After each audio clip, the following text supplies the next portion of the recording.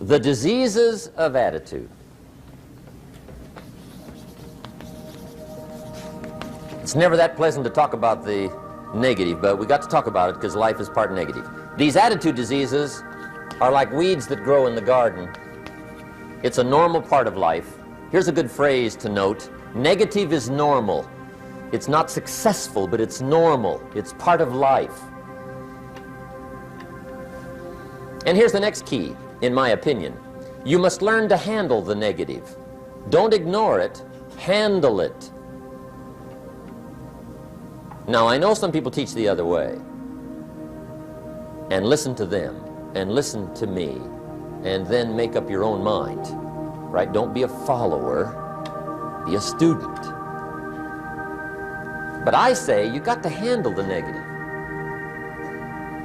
You don't have to live in it, you don't have to dwell on it, but you do have to handle it, my opinion. I know some people teach, just turn your head real quick and say, there's no weeds, there's no weeds, there's no weeds. They'll take your garden. So you've got to handle the negative. Here's what part of it is. It's called the Great War Between Good and Evil. Mr. Reynolds and I are working on a new book this year called The Great War Between Good and Evil. And there is a war on. The minute you were born, you got involved in the war between good and evil, between darkness and light, between negative and positive, between evil and good, between tyranny and democracy, between weeds and human activity. I mean, the war is on. If democracy sleeps, guess who never sleeps? Tyranny. In the absence of light, guess what's automatic? Darkness. If good does not arouse itself and become active, guess what moves in? Evil. It's a war. A mental war, a physical war, a financial war, between enterprise and ease, between accomplishment and failure. It's a war. That's why there's an Old Testament phrase that gives the best advice for human activity when it says, 6 days labor, 1 day rest. Now, I'm sure we've taken that to mean, don't work all 7 days, take one off. Here's what it also means, only take one off. Or you're liable to lose the war. Now, we've got it down to 5 and 2, and maybe that's not too dangerous, I don't know. If God would have thought of 5 and 2, he might have made it 5 and 2. I don't know. You can't think of everything. But here's what it does mean. Enterprise is better than ease. If you rest too long, the jungle overtakes the village. Now, here's the good news about the war between good and evil. Evil is no match for good, but good must be active. Weeds are no match for human activity, but if you stand still, how far in will they come? All the way. They'll grow right up around your shoes. But if you get busy, how far back can you take them? As far as you wish. They're no match, but you must be active. That's why the 6 and 1. Make sure you're not losing the war by taking off too much. Guess what the average years are after retirement? 6. 6. Which means don't retire. Your chances are too slim. Okay. The war between good and evil, the weeds. You got to make sure you recognize the negative, handle it, deal with it, and then go on. Let's make a list of the diseases of attitude that can wreck all your chances to do well. One of the words that destroys everything is called neglect. Neglect. And I found this out. A week of neglect could cost you a year of repair. It isn't worth it. So what to be on the lookout for? Here's the list. If you were making it, you'd have the same list I've got. Right? We're not covering anything new tonight. This is a reminding session, not a teaching session. But it doesn't hurt to go over it again. Here's the list. Attitude diseases. Number one is indifference. The shrug of the shoulder. The guy's not even concerned. He's just drifting. This is called the mild approach to life. A disease known as mildness.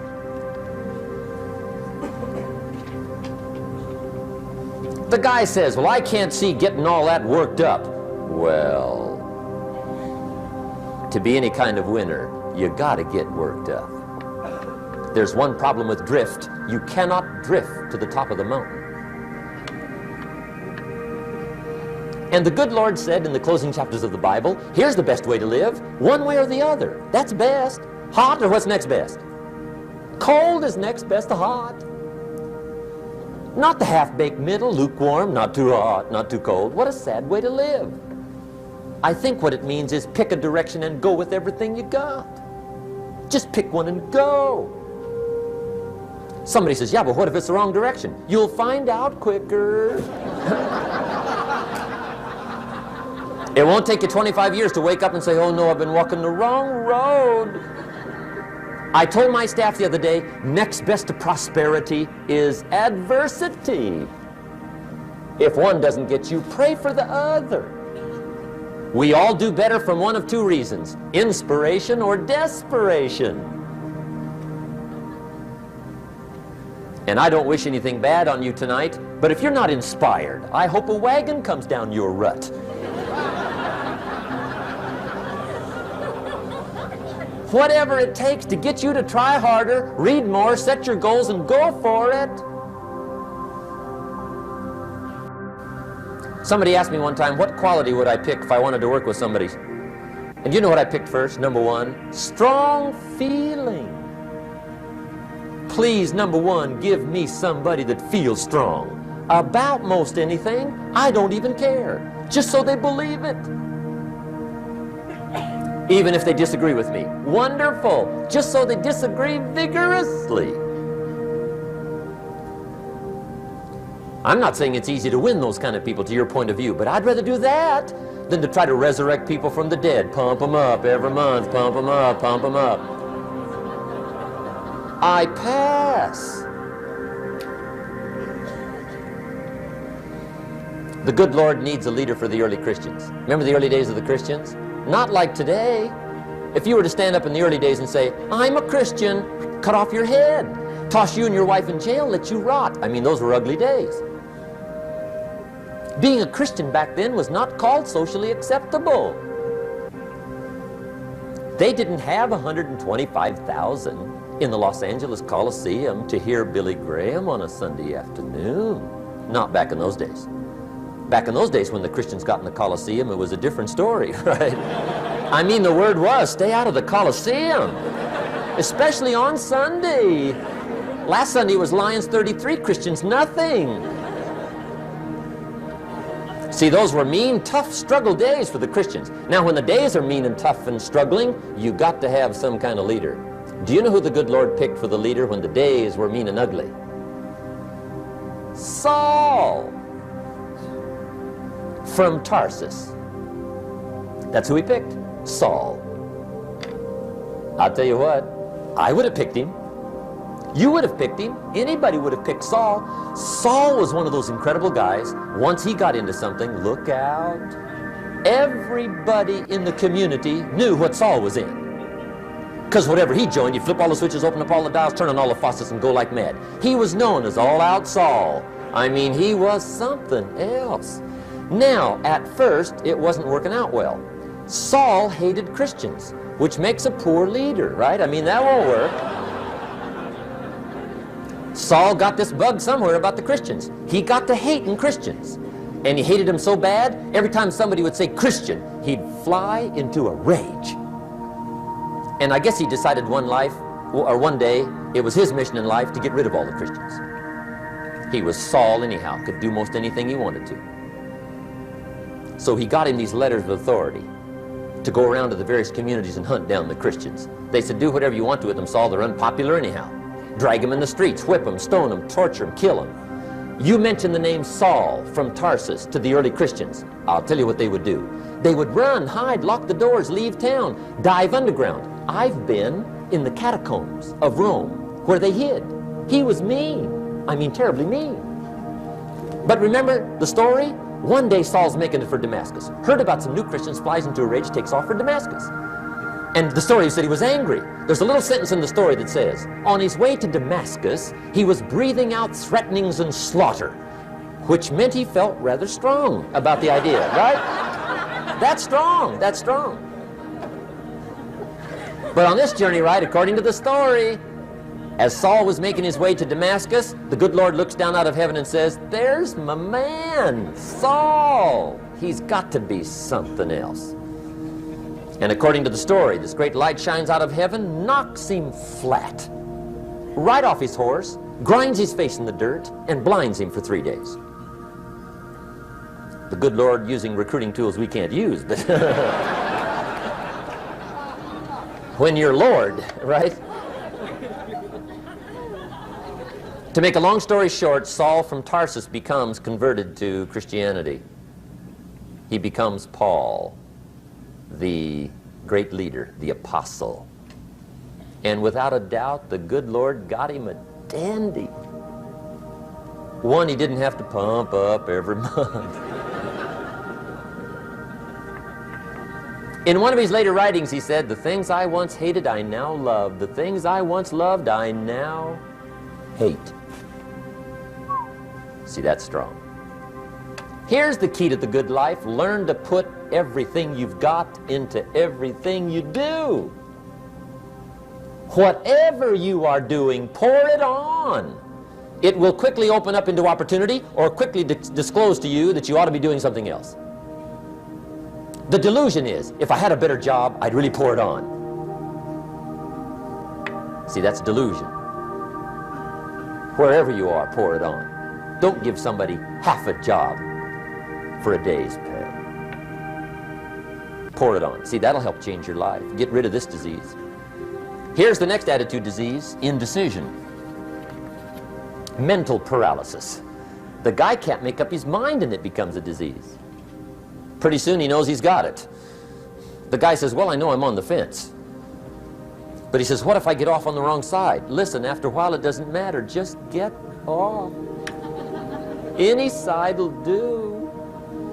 A life full of adventure is a life full of many decisions. The ones that turn out to be wrong give you better experience to make better decisions. So don't see how many decisions you can get out of, see how many you can get into. That's where the adventure is. So shake off this disease, indecision. The next one is doubt. Doubt's like a plague. And one of the worst is self-doubt. There are many, but that's one of the worst. The guy doubts himself. Doubts if it'll last that long for him. Doubts if he can do that well. Doubts if he can make that much. Doubts if he can accomplish all that. A chronic, excellent self-doubter. You can imagine what damage that does to your future. So here's the key. Turn this coin over and become a believer. And there's many things to believe in. One of the majors is yourself. The understanding of self-worth is the beginning of progress. Now, if those three don't get you, this one will. Worry. That's a devastating disease. Worry. Worry causes health problems, social problems, personal problems, family problems. It's devastating. Worry long enough, it'll drop you to your knees. Could reduce you to begging. I know how bad this one is. I used to have it bad. I used to be known as a super worrier. Not a super warrior. No, super worrier. My family wished I'd have been a warrior. I got those years to make up for. But I'll tell you what. My advice to you is do what I finally did on worry. Give it up. Who needs it? I'm not saying it's easy. I'm saying it's worth it. It took me almost 1 year to kick the worry habit, and it was not an easy year. It was one of the toughest years I ever spent, but I finally got that monkey off my back. And I discovered you could live the most incredible life free of worry. Not free of challenge, not free of difficulty, free of worry. I learned how to do it, and you can. Here's the next attitude disease. Over caution. Some people never will have much. They're too cautious. Now, you can also be too reckless, but you can also be too cautious. This is called the timid approach to life. And my caution was always the risk. Risk used to drive me right up the wall. I used to say, what if this happens? It's called the language of the poor. What if this happens? And on top of that, if this was to happen, look at the fix I'd be in. I better not try. I could always ace myself out. Then I'll tell you what changed my whole life when I finally discovered it's all risky. The minute you were born, it got risky. If you think trying is risky, wait till they hand you the bill for not trying. If you think investing is risky, wait till you get the tab for not investing. See, it's all risky. Getting married is risky. Having children is risky. Going into business is risky. Investing your money is risky. It's all risky. I'll tell you how risky life is. You're not going to get out alive. That's risky. The Englishman says, well, if that's the way it's going to work out, let's give it a go. Right, that's what it's for. Give it a go. Somebody says, yeah, but I'm looking for safety and security. Fine, then huddle in a corner. We'll cover you with a sheet, bring you 3 meals a day. And we'll protect you, feed you, look after you, care for you. We won't let anything happen to you. And you'll probably live to be 100. The guy said, well, yeah, I'd live to be 100. But what a way to live. Right. What a way to live, safe and secure. Don't ask for security. Ask for adventure. Better to live 30 years full of adventure than 100 years safe in the corner. And see, it's not important how long you live. What's important is how you live. Here's the next attitude disease. We're almost through with this motley list. In fact, we're almost through. Hang on. The next one is pessimism. Pessimism, the deadly disease of always looking on the bad side, the problem side, the difficult side, checking all the reasons why it can't be done. The poor pessimist leads an ugly life. He doesn't try to figure out what's right. He tries to figure out what's wrong. He doesn't look for virtue. He looks for faults. And when he finds them, he's delighted. How ugly. This is the poor guy who looks through the window, doesn't see the sunset. He sees the specks on the window.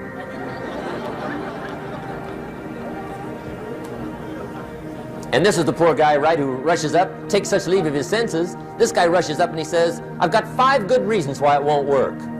He's so dumb he doesn't know all he needs 1. He's got 5.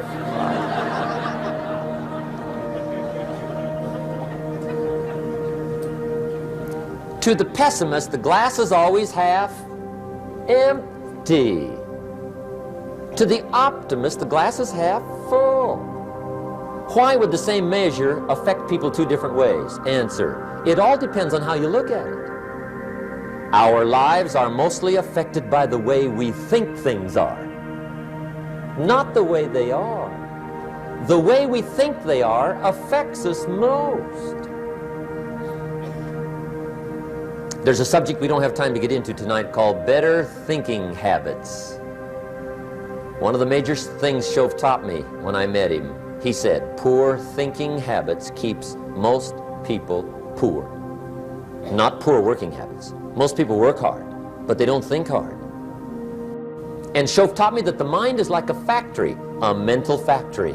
And whatever you think about all day long pours ingredients into this mental factory. And that's what builds the economic, social, financial fabric of your life.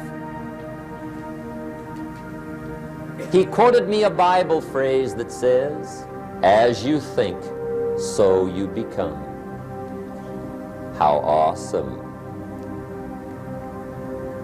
When he talked about poor thinking habits, he had me. I used to start the day reading the morning newspaper.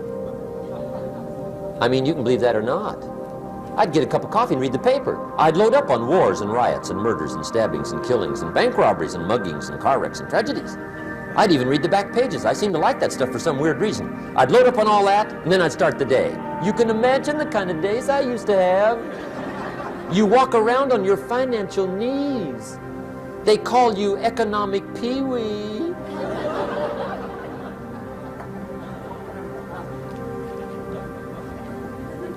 The guy says, I want to be a great leader. Wonderful. The first thing we do is follow him to his house. When we get there, we walk in and check his library, number one. Somebody says, well, why check his library? The reason is because what a man reads pours massive ingredients into his mental factory, and the fabric of his life is built from those ingredients. You would not believe what some people have got in their house to read. You would not believe. One of the best dressed up words I know for a lot of it is trash. Can you imagine dumping a barrel of trash into this mental factory every day and coming out with a rich, dynamic, positive life? It can't be done. You might as well try making a cake with cement. The kids back in Danbury, Connecticut, high school, they're asking me questions one day. I'm talking to the kids. Kids got good questions these days. One of them said to me, Mr. Rohn, how do you build the good life? I said, it's simple. It's not easy, but it's simple. Here's how you build anything. Select the right ingredients, keep out the wrong ingredients, and it starts with thought. Everything starts with thought. So you must be wise and careful what you think about, because that starts everything. You got to be wise and careful. I asked the kids, what would happen if somebody dropped sugar in my coffee? They said, well, you'd be okay. I said, what if somebody dropped strychnine in my coffee? They said, well, you'd be dead. I said, correct. Lesson one, life is both sugar and strychnine. You gotta be careful. I said, what if my worst enemy drops in the sugar? They said, will you be okay? I said, what if my best friend, even by accident, drops in the strychnine? They said, well, you'd be dead. I said, correct. Lesson two, watch your coffee.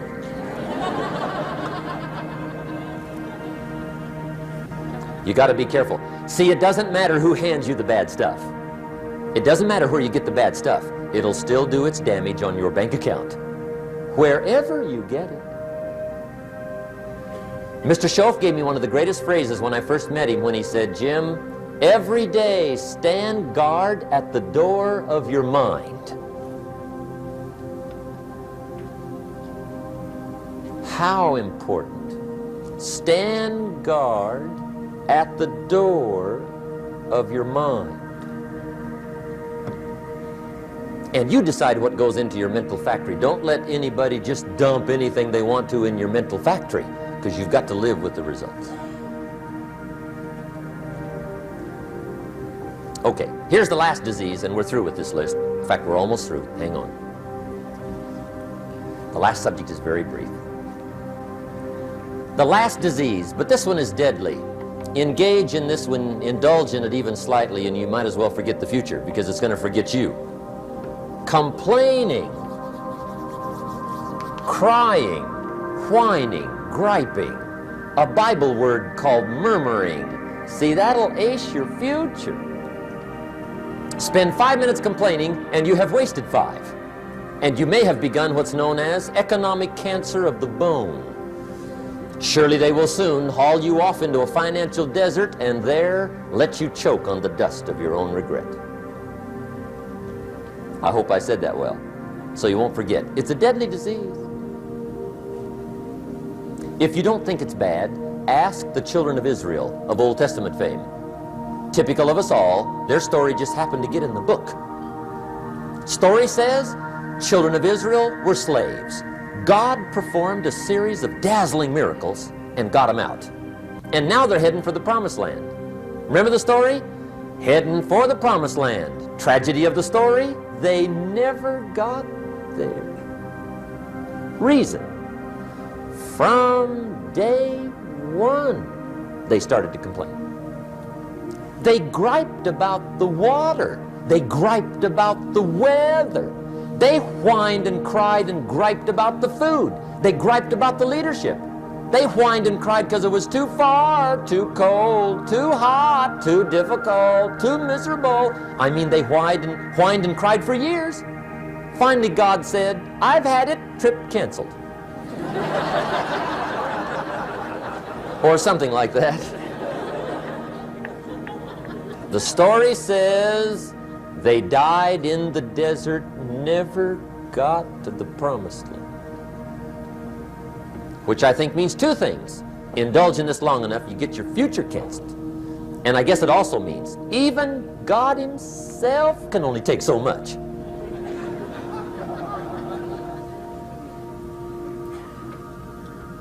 Okay. Just be on the lookout of the things that can destroy all the good you start. The war is on. And this evening, tomorrow, mentally, personally, socially, economically, you got to make sure you're winning the war. And this is part of it.